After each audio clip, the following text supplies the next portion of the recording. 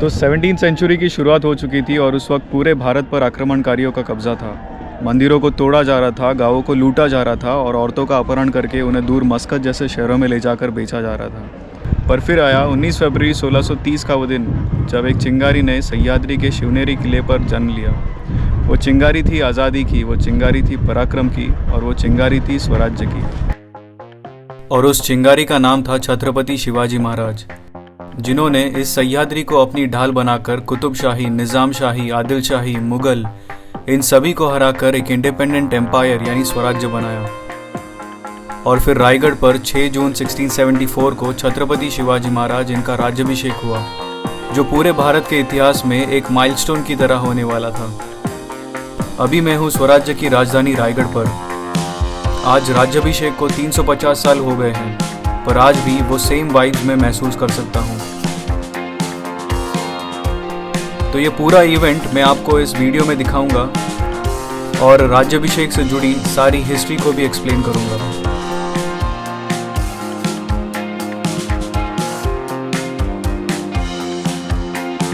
तो इस जर्नी की शुरुआत मैं कर रहा हूँ मुंबई मलाड से। अभी मैं हूँ इस स्टेट ट्रांसपोर्ट की बस में और मुझे जाना है महाड़। तो महाड़ यहाँ से है ऑलमोस्ट 200 किलोमीटर्स, मतलब 4 घंटे लगेंगे। मैं तब तक एक नैप ले लेता हूँ और आपको मिलता हूँ महाड़ में।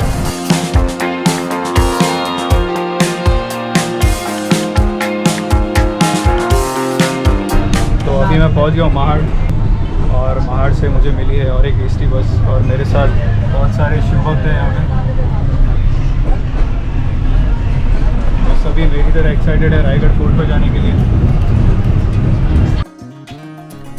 ट्रैफिक को कंट्रोल में रखने के लिए प्राइवेट कार्स और बाइक्स को रायगढ़ फोर्ट से 3 से 4 किलोमीटर पहले ही रोक दिया गया था, जहां उनके लिए एक सेफ पार्किंग स्पेस बनाई गई थी। और वहां से स्टेट ट्रांसपोर्ट की बसेस फ्री में सभी शिव भक्तों को यहां पाछाड़ तक लेके आ रही थी। पाछाड़ से 10 मिनट चलने के बाद मैं आ गया था रायगढ़ फोर्ट के चित्त दरवाजे के पास, और उसके पीछे था रायगढ़। तो अभी मैं रायगढ़ फोर्ट के बेस पे आ गया हूँ और यहाँ बहुत सारे लोग हैं। हमें जाना है वहाँ ऊपर।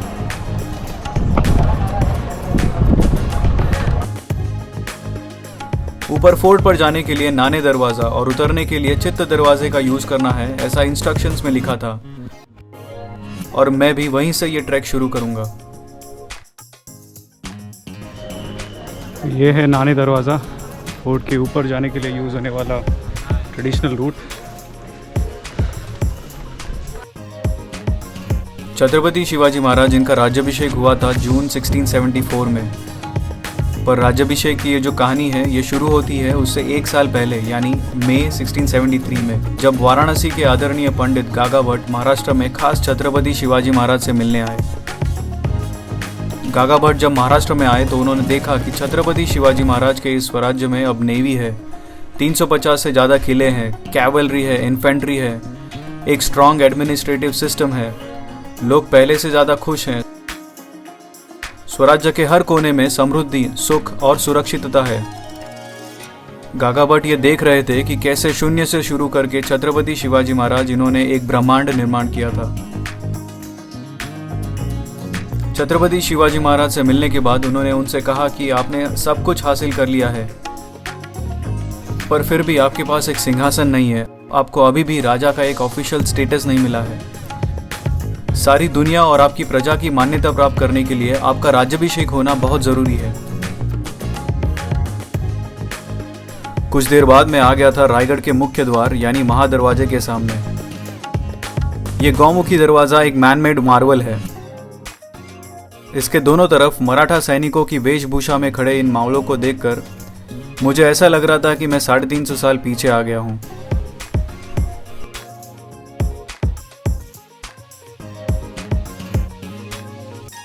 छत्रपति शिवाजी महाराज, इन्होंने कभी भी राज्याभिषेक के बारे में सोचा नहीं था।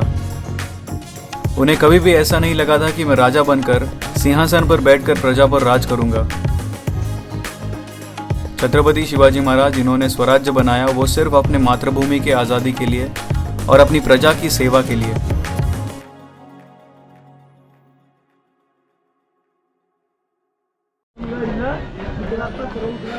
तो मैंने 4 बजे फोर्ट चढ़ना स्टार्ट किया था और अभी ऑलमोस्ट 5:30 होने आए।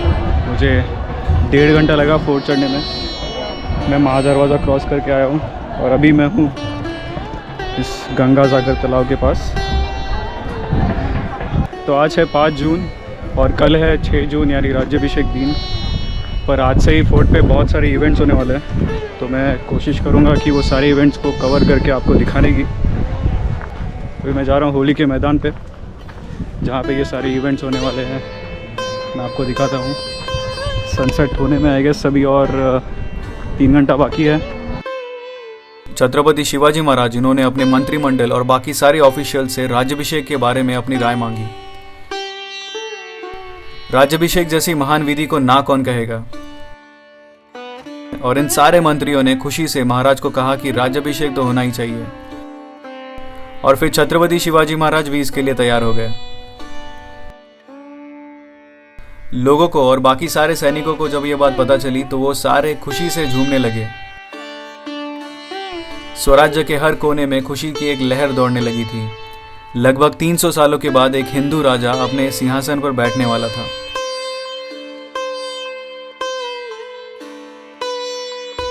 तो अभी जो आपने देखा वो था मर्दानी खेल, जो होली के मैदान पर हो रहा था। मर्दानी खेल एक एंशिएंट मार्शल आर्ट है महाराष्ट्र की। और अभी मैं थोड़ा सा नीचे आ गया हूँ। यहाँ पे नीचे है वाघ दरवाज़ा, और यहाँ से अगर ध्यान से देखें तो वहाँ पर है जगदीश्वर का मंदिर, और ऊपर था होली का माल, और ये है नगर खाना और राज सदर। तो राज्याभिषेक का ये जो कॉन्सेप्ट है वो उस वक्त छत्रपति शिवाजी महाराज और सारे स्वराज्य के लिए नया था। उन्हें पता था कि राज्याभिषेक होता क्या है, पर उस वक्त कहीं पर भी पूरे भारत में किसी भारतीय राजा का राज्याभिषेक हुआ हो ऐसा कहीं पर भी नहीं था, क्योंकि उस वक्त पूरे भारत पर आक्रमणकारियों का कब्जा था और कहीं पर भी कोई इंडिपेंडेंट किंग या किंगडम एग्जिस्ट नहीं करती थी। अगर हम महाराष्ट्र की बात करें तो यहाँ पर जो आखिरी इंडिपेंडेंट किंगडम एग्जिस्ट करती थी वो थी देवगिरी के यादवों की। पर उनके डिस्ट्रक्शन के बाद यहाँ के लोगों को लगभग 300 सालों तक गुलामी में गुजारने पड़े थे, और फिर बाद में 17वीं सेंचुरी में आए छत्रपति शिवाजी महाराज, और ये 300 सालों बाद इस धरती को मिला खुद का अपना एक राजा। कई सारे संतों ने, तो चाहे वो हिंदू हो या मुस्लिम, बौद्ध, जैन, सिख, सभी ने छत्रपति शिवाजी महाराज के इस स्वराज्य को आशीर्वाद दिया था। और कईयों ने तो ये भी कहा था कि छत्रपति शिवाजी महाराज का यह स्वराज्य किसी राम राज्य से कम नहीं है। और आखिर में 6 जून 1674 को भारतवर्ष की इस पावन धरती को मिला एक छत्रपति। तो आज और कल रायगढ़ पे जितने भी इवेंट्स होने वाले हैं वो मैं आपको ज़रूर दिखाऊंगा, पर उसी के साथ मैं आपको राज्याभिषेक से जुड़ी जितनी भी हिस्ट्री है वो भी बताने की कोशिश करूंगा, ताकि हम राज्याभिषेक क्यों और कैसे हुआ था ये समझ सकें।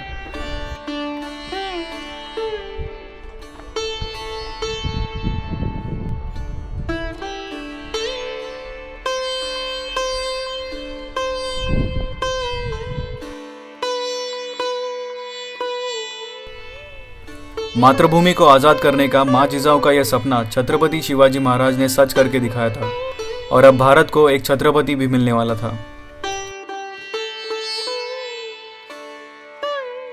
और ऐसे अब पूरा स्वराज्य छत्रपति शिवाजी महाराज के राज्याभिषेक की तैयारी करने लगा।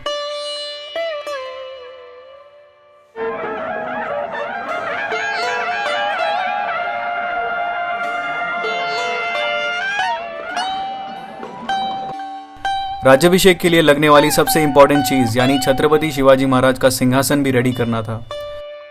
जामदार खाने के चीफ रामाजी दत्तो चित्रे इनको ये जिम्मेदारी मिली, और 32 मन सोने का सिंहासन रेडी होने लगा। खास चुने हुए नवरत्न, शुभ चिन्ह, 2 शेर इस सिंहासन की खासियत होने वाले थे। सनसेट हो चुका था और मैं बाजारपेट से होते हुए जगदीश्वर के दर्शन लेने आ गया। ये मंदिर हिरोजी इंदलकर जो स्वराज्य के चीफ आर्किटेक्ट थे उन्होंने बहुत ही खूबसूरती से बनाया है। इसी मंदिर के एक सीढ़ी पर उन्होंने एक पत्थर लगवाया है जिस पर उन्होंने लिखा है सेवेचे ठाई तत्पर हिरोजी इंदलकर, यानी मैं हिरोजी इंदलकर हमेशा स्वराज्य की सेवा में तत्पर रहूंगा। सारी प्रजा और रायगढ़ राज्याभिषेक की तैयारी में लगे थे, पर छत्रपति शिवाजी महाराज स्वराज्य को और बड़ा करने में लगे हुए थे।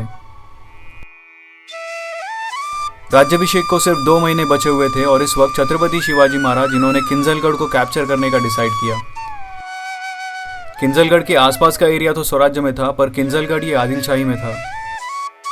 और 23 अप्रैल 1674 को खुद छत्रपति शिवाजी महाराज किंजलगढ़ जीतने निकल पड़े और उसे जीतकर वो रायगढ़ वापस आ गए। इससे हम ये अंदाजा लगा सकते हैं कि छत्रपति शिवाजी महाराज इनके लिए खुद के राज्याभिषेक से ज्यादा जरूरी स्वराज्य था। तो श्री जगदीश्वर के दर्शन ले लिए, अभी चलते हैं राज सदर पर।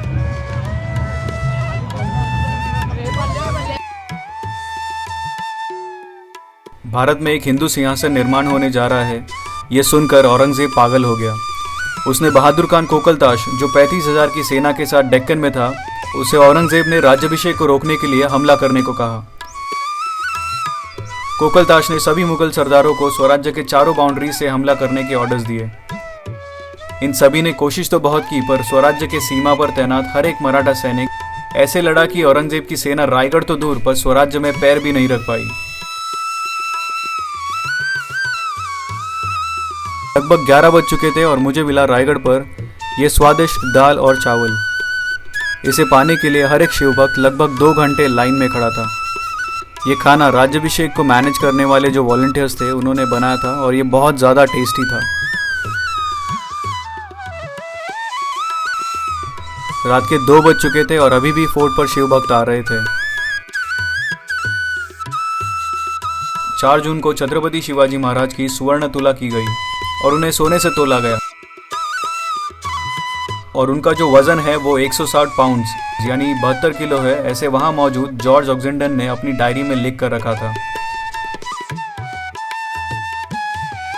और फिर आया 5 मई 1674 का वो दिन। पूरा रायगढ़ उस दिन फूलों से सजा हुआ था। रायगढ़ का हर एक बुरुज और हर एक दरवाजे पर तोरण लगा हुआ था और शाम को पूरा रायगढ़ दीपों की रोशनी से जगमगा उठा था। लोग इस महान उत्सव को अपने आंखों से देखने के लिए रायगढ़ पर आने लगे थे।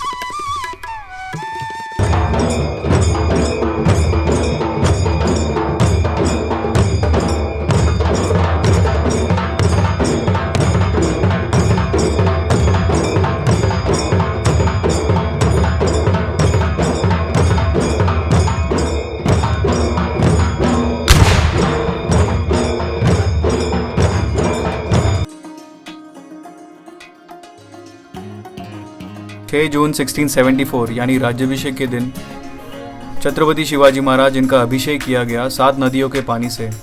ये 7 नदियां थी सिंधु, कावेरी, गंगा, यमुना, गोदावरी, सरस्वती और नर्मदा। भारत की महान 7 नदियों का जल और 3 समुद्रों के पानी से छत्रपति शिवाजी महाराज का अभिषेक करने के पीछे की भावना एक ही थी कि यह पूरा भारतवर्ष एक अटूट राष्ट्र है।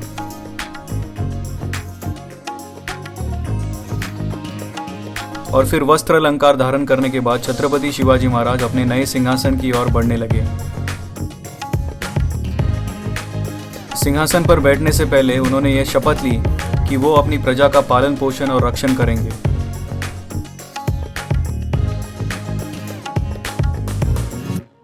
और फिर छत्रपति शिवाजी महाराज हाथी पर सवार होकर जगदीश्वर के दर्शन के लिए निकल पड़े। इस हाथी के महावत थे खुद स्वराज्य के सर सेनापति हम्बीरराव मोहिते। उस वक्त पूरा रायगढ़ लोगों से भरा हुआ था। सभी लोग छत्रपति शिवाजी महाराज की एक झलक पाने के लिए उत्सुक थे। जैसे ही छत्रपति शिवाजी महाराज आगे बढ़ने लगे, लोग उन पर फूल बरसाने लगे और उनका जयघोष करने लगे। ऐसा लग रहा था कि खुद इंद्रदेव धरती पर आ गए हैं।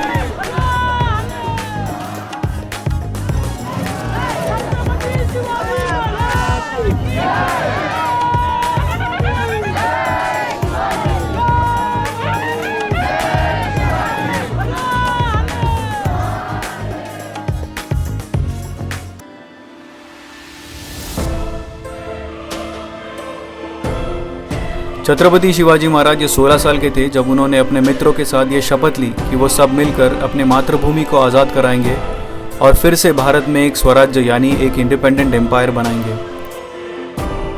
छत्रपति शिवाजी महाराज इन्होंने कुतुबशाही, निज़ामशाही, आदिलशाही इन जैसे सल्तनतों को हराकर खुद का स्वराज्य बनाया। उत्तर में बैठे औरंगजेब ने भी कई बार इस स्वराज्य और इस स्वराज्य के दिल यानी छत्रपति शिवाजी महाराज को खत्म करने की कोशिश की, पर वो हर बार नाकाम रहा।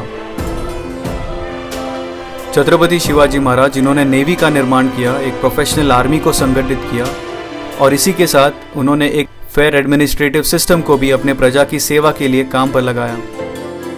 तो उन्होंने वो सब किया था जो एक रिस्पॉन्सिबल राजा अपने प्रजा के लिए करता है। छत्रपति शिवाजी महाराज जिनके चर्चे सिर्फ पूरे भारत में ही नहीं पर ईरान, पोर्चुगल और लंदन में भी होने लगे थे।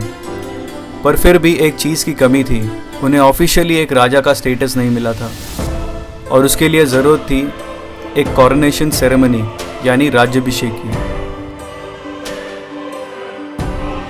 और ये राज्याभिषेक हुआ 6 जून 1674 को। और ऐसे हुआ छत्रपति शिवाजी महाराज इनका यह महान राज्याभिषेक। युगों युगों के बाद ऐसा सुनहरा दिन आया था। शाहिरों की प्रतिभा, पंडितों का शास्त्र, छत्रपति शिवाजी महाराज का ध्येय, माँ जिजाऊ की अपेक्षा, संतों का आशीर्वाद और शहीद वीरों की आखिर की इच्छा और स्वतंत्र भारत के आनंद अश्रु उस दिन साकार हो गए थे। तो ये वीडियो आपको अच्छा लगा है तो सब्सक्राइब और लाइक ज़रूर करना। हम फिर मिलेंगे, तब तक के लिए बाय और जय हिंद।